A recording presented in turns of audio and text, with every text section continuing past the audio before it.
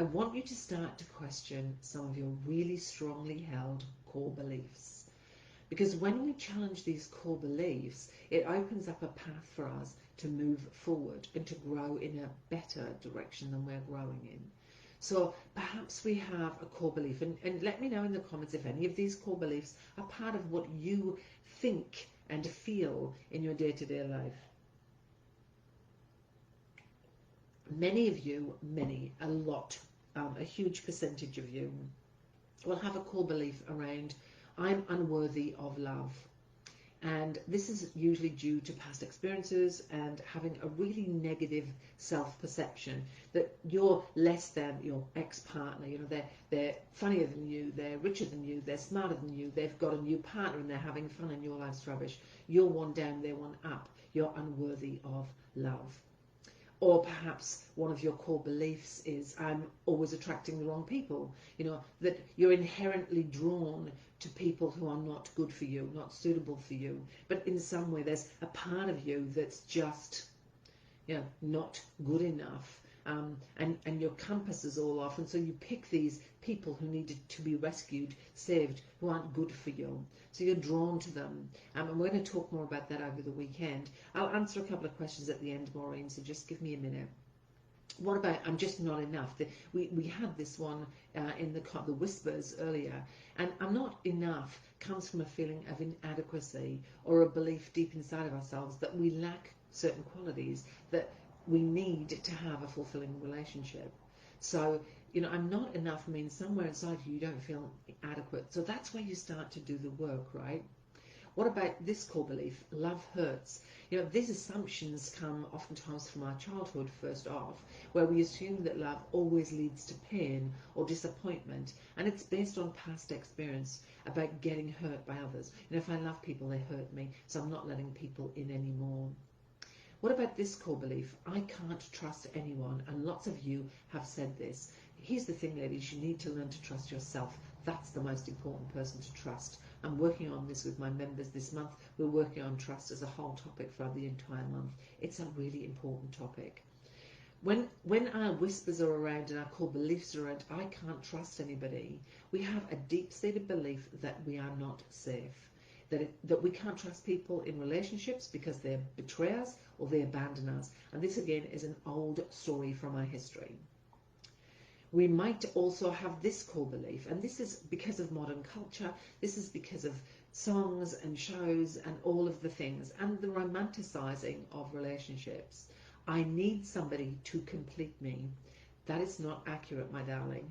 Relying on a partner to fill up the emotional voids or the physical voids or the mental voids that we have, believing that they come in and they make us whole, is dangerous.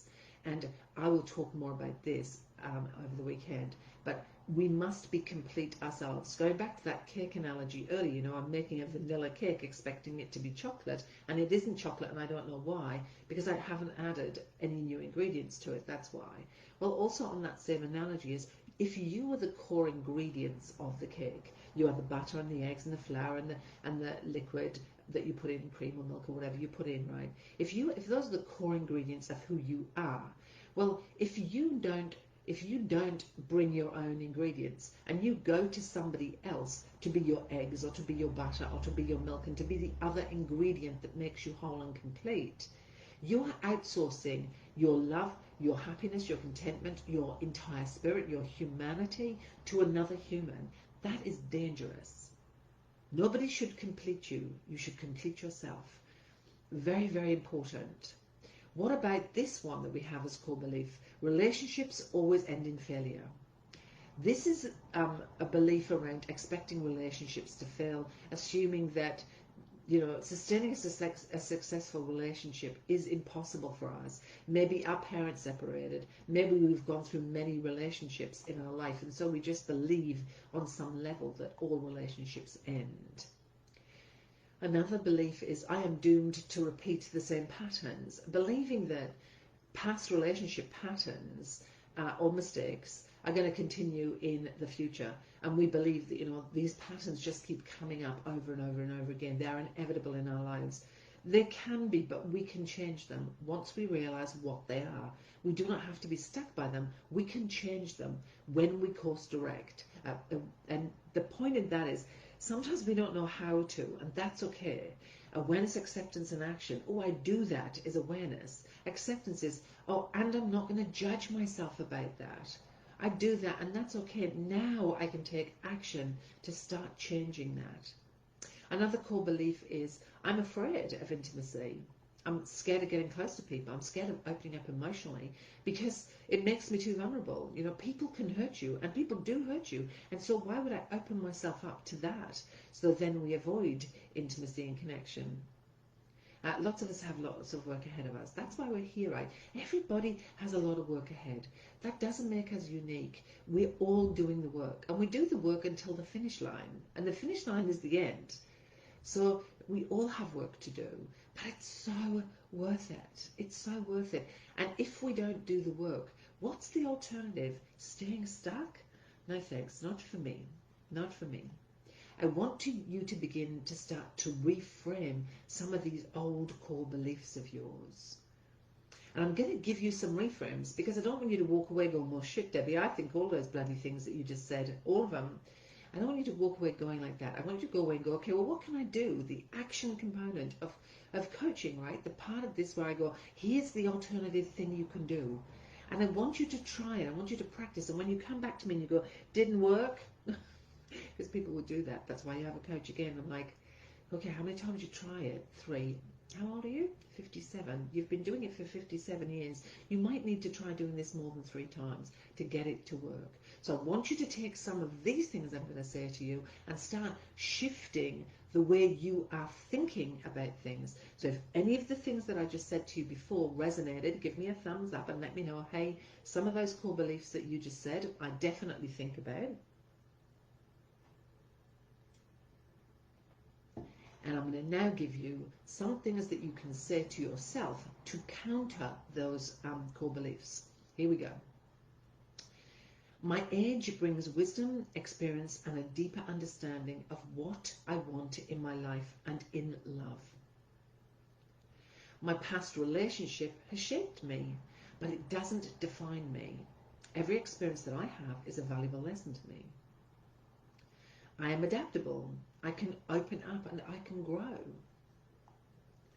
Rejection is not a reflection of my worth, but a redirection towards someone better suited to me. I'm going to say that again because this is really important. A lot of you talk about rejection. Rejection is not a reflection of my worth, but a redirection towards somebody who is better suited to me. Who you are today is not who you were 10 years, 20 years, 30 years ago. Who you are today is not who you were yesterday. We change. The people we were in relationship to changed. Rejection is not a reflection of your worth, my darling. It's not. Here's another one. Love doesn't have an expiration date. I am ready and I deserve to be in a fulfilling relationship at any stage in my life. Or this one. My value is not determined by being in a relationship. We have value and worth, my darlings, just by being human and breathing in oxygen. Being on the arm of somebody doesn't make us more worthy or have more value. Really important to remind yourself. Also this one, everybody's journey is unique and I trust that I'm on the right path and things are unfolding perfectly for me. This year has been really challenging for me, ladies. I've had 2 people who in my immediate family who have passed away. I've had another one have a really serious health issue. I've had a holiday that I planned, which was a holiday of a lifetime, cancelled at the last minute. Then when I finally got to go, I got the first time in my life I got COVID and I was so damn sick. I ended up in hospital.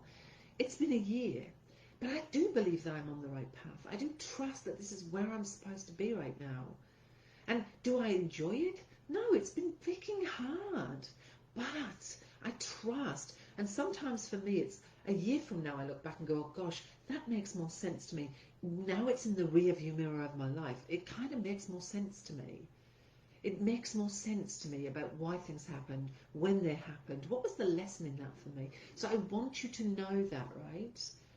That our journeys are all very unique and they are unfolding as they should for us, even if they're hard.